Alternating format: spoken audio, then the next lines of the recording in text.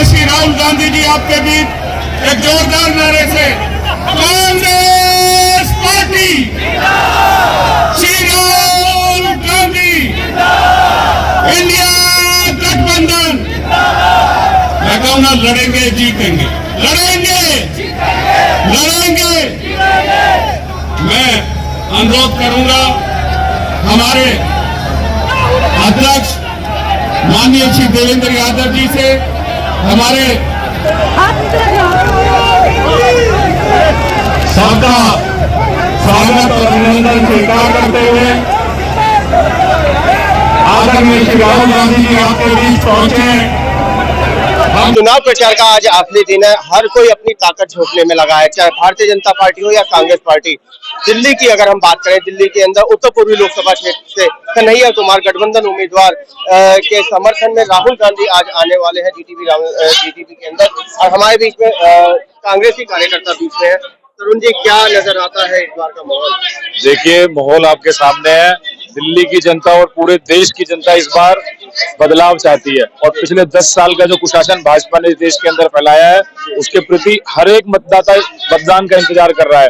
और 25 मई के दिन जिस प्रकार से आप देखना कि एक रिकॉर्ड तोड़ मतदान दिल्ली के अंदर होगा, और आने वाली 4 जून के अंदर एक मजबूत और निष्पक्ष राहुल गांधी जी की सरकार इस देश के अंदर बनने जा रही है। तरुण जी, क्या गठबंधन का फायदा मिल रहा है दिल्ली के? गठबंधन का फायदा बिल्कुल बन रहा है, क्योंकि हर एक नागरिक इस देश के तानाशाही रवैये से नाराज है, और आज हर एक इंसान और हर एक इस देश का मतदाता इंतजार कर रहा है कि कैसे इस देश के अंदर इन संविधान को जो बदलने की नीति भाजपा करने जा रही है, उसके लिए हर एक नागरिक इस देश का इंतजार कर रहा है चुनाव का।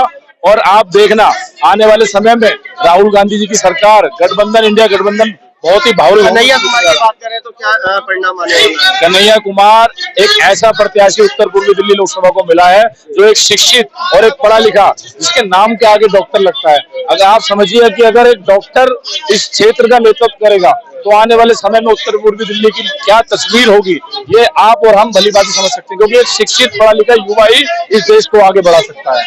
श्रवण पांचाल जी हमारे बीच में। श्रवण जी, क्या लग रहा है, अशोकनगर वहां तैयार है? अशोकनगर बिल्कुल तैयार है। सारे मतदाता, चाहे वो बीजेपी के हो, चाहे कांग्रेस के हो, चाहे आम आदमी पार्टी के हो, बीजेपी के जो कार्यकर्ता है वो निराश है।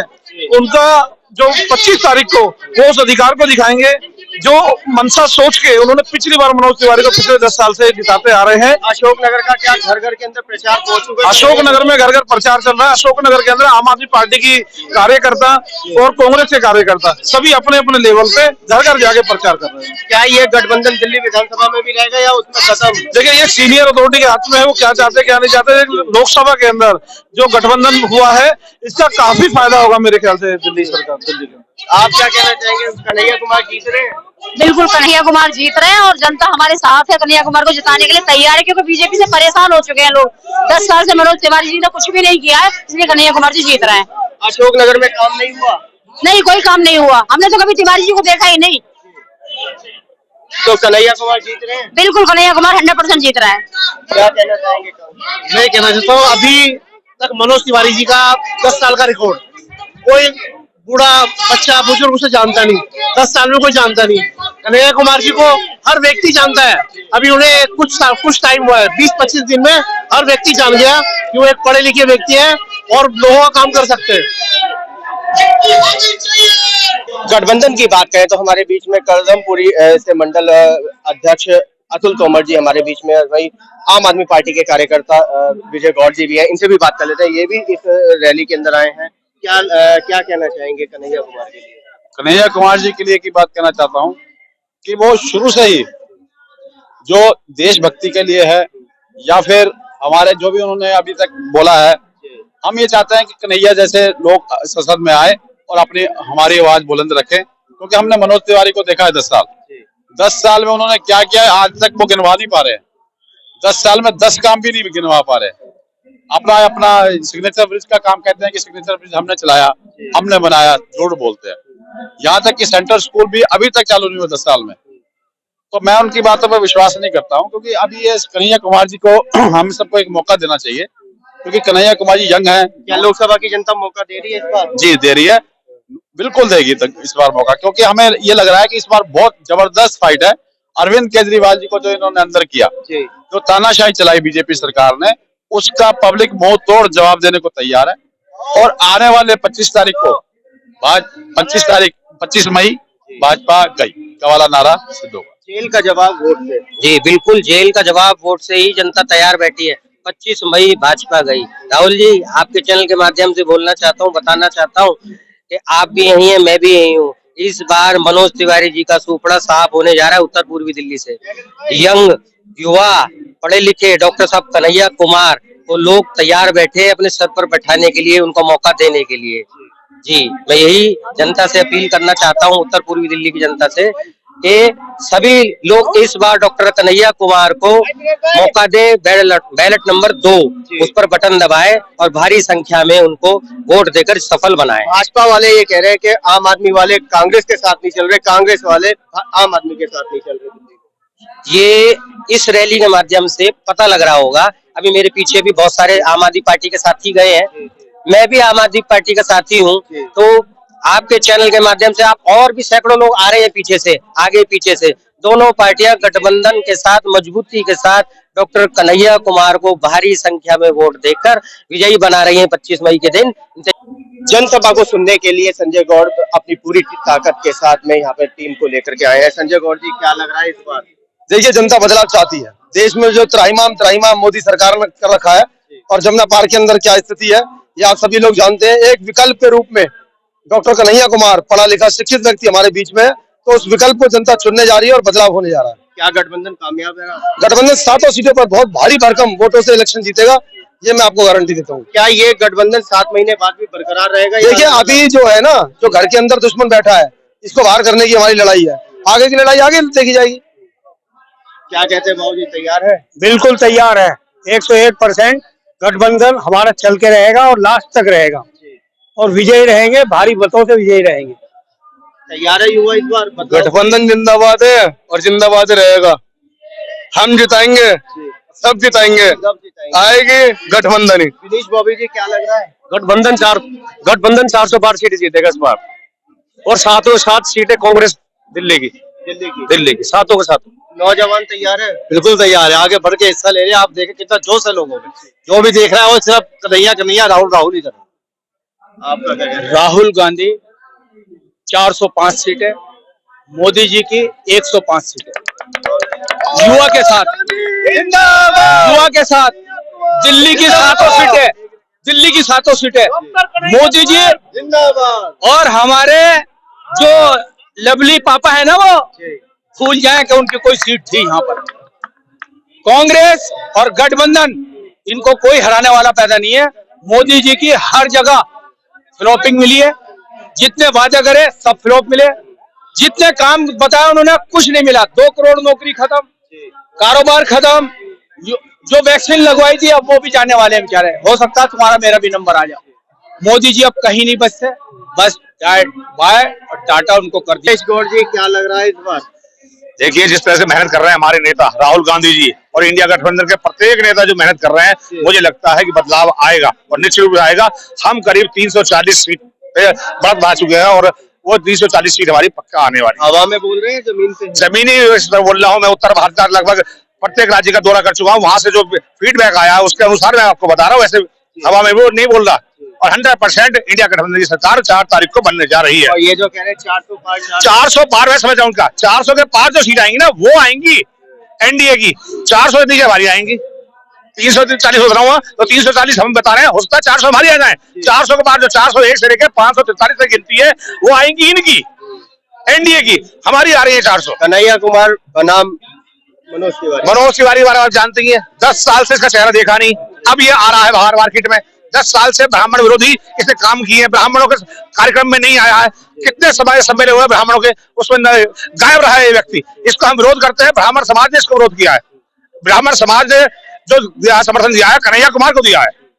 आज पूरी दिल्ली उत्तर पूर्वी लोकसभा में एक पोस्टर लगा हुआ है, जो राम को लाए हैं हम उनको लाएंगे। राम को बुलाए? अरे राम तो हम सबको लाए हैं, तो समझने वाली बात है। ये भगवान से बड़े हो गए। कभी क्या कहा था सब पाता ने, ये गर्मी बढ़ गई, गलती होगी, मुझसे माफी मांगी कि भगवान जगन्नाथ भी मोदी के भक्त हैं। ये दिमाग चल रहा है इनका, भाजपा वालों को, एनडीए वालों का। आने वाला वक्त कांग्रेस का वक्त है, बता जाएगा इनको। यशपाल जी, गठबंधन साफ है? आज ये आपने 400 पार की बात करी ना, 400 पार की बात छोड़, ये तड़ी पार होने वाले हैं, ये तड़ी पार जाएंगे सारे के सारे।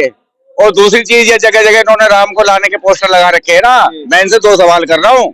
पहला सवाल तो ये है कि ये कहते ना हम राम को लाए हैं, अरे मैं कहता हूँ तुम राम को ला, चलो मान भी लिया, हालांकि तुम्हारी हिम्मत नहीं है राम को लाने की, राम हम सबको लाए हैं। दूसरी चीज मैं ये कह रहा हूँ कि अगर तुम राम को वाकई चलो ले भी आए, चलो तुम्हारी बात मान ली ले, तो भैया 2 करोड़ नौकरियां कब लाओगे जो तुमने वादा करा था? 400 का सिलेंडर जो तुमने 1200 कर दिया वो कब करोगे?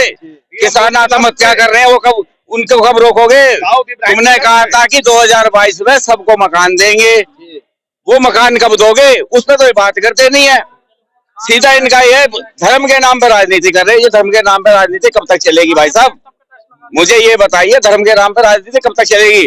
रोजगार पे ये बात नहीं करते, आज महंगाई पे ये बात नहीं करते, और महिलाओं की सुरक्षा पे ये बात नहीं करते।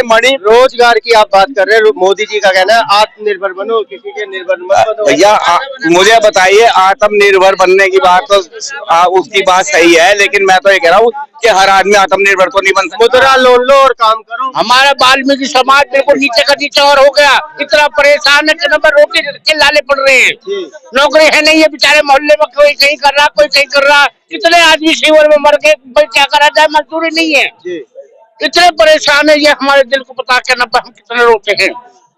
नहीं देंगे इस बार मोदी को नहीं, कांग्रेस जिंदाबाद। बनारस से भी उनके शंका है। मैं स्वयं 3 दिन के लिए बनारस यात्रा पे गया था, वहाँ देखा तो मैंने वहां से लोगों से पूछा तो 10 में से केवल 5 नंबर दिए मोदी जी को, यानी कि उनकी जीत में भी शंका है। मोदी काम नहीं करा, काम किया तो लोग फिर 10 में से 5 नंबर क्यों देते? 10 में से 9 नंबर देते, 10 में 10 नंबर देते। और मोदी वहाँ पे बनारस की जनता ने 10 में से 5 नंबर दिए हैं। और लोगों से भी बात कर लेते हैं कि कांग्रेस के बारे में क्या रुझान है, क्या समीकरण है। जी, कांग्रेस इस बार बिल्कुल क्लियर है, इंडिया गठबंधन की सरकार बनेगी, हर हालत में बनेगी। दिल्ली का क्या माहौल दिखता है? दिल्ली 7-0 इंडिया गठबंधन के फेवर में। पक्का? बिल्कुल पक्का जी, बिल्कुल पक्का।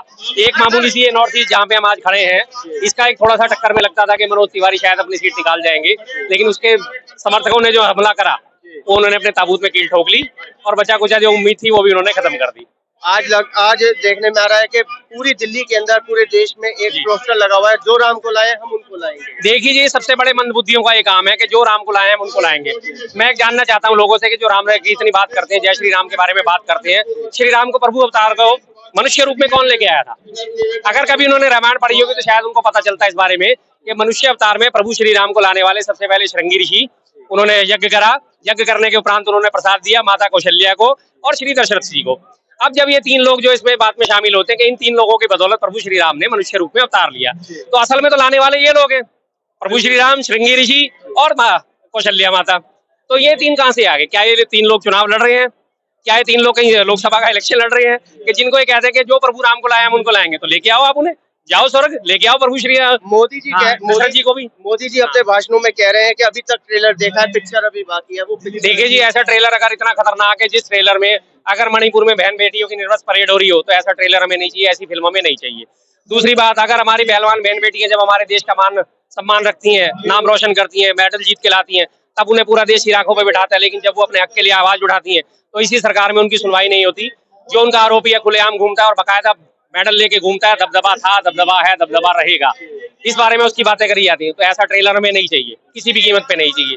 जिस सरकारों ने, पिछली सारी सरकारों ने मिलकर 67 सालों में मात्र 55 लाख करोड़ का विदेशी कर्ज उठाया था हमारी अर्थव्यवस्था को सुदृढ़ करने के बावजूद, और ये अकेली सरकार जिसने पिछले 10 सालों में 150 लाख करोड़ का कर्ज और विदेशी ले लिया है। और अभी ये ताजी खबर आई है कि 2.1 लाख करोड़ का कर्ज और रिजर्व बैंक से ले रहे हैं। रिजर्व बैंक से, जो आरबीआई का रिजर्व कभी पूरे 67 सालों के इतिहास में कभी इस्तेमाल नहीं हुआ, उससे पहले 3 लाख करोड़ का कर्ज ले चुके और अब 2 लाख करोड़ का कर्ज फिर ले रहे हैं। तो ऐसा ट्रेलर हमें बिल्कुल भी नहीं चाहिए। इस तरह के ट्रेलर से हमारे माफी, इस ट्रेलर को देख के हम पक गए तो फिल्म का तो हम दूर दूर तक कल्पना ही नहीं कर सकते। एक जोशीला मैसेज क्या देना चाहेंगे मतदाताओं के लिए? मतदाताओं के लिए मैं सबसे पहला मैसेज यही देना चाहता हूँ साहब, 25 तारीख को अपने मतदान का उपयोग अवश्य करें और आने वाले भविष्य की कल्पना करें कि आने वाले भविष्य को आपको कौन सुदृढ़ कर सकता है।